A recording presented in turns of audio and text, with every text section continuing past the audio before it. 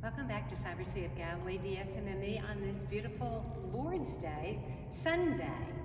And on this particular day, we could be doing the readings, which we have done many, many times, and they're always interesting and they're always fascinating. They're always speaking to us spiritually because the church gives them to us for these particular times. However, I wanted to just kind of take a little space in that particular idea because this is the year of St. Joseph, and we can never get enough of good St. Joseph, and there he is with the Holy Family and our Mother House Chapel here in Ann Arbor. So this is one of our very favorite hymns. I hope you can really just relax and listen to it, and it really is asking St. Joseph how to teach us how to die.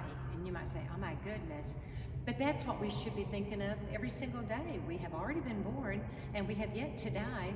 And so he prepares the way for us, just as we believe at his death, Mary and Jesus were there. So if the Immaculate Conception and the Son of God were there with Joseph when he died, he can teach us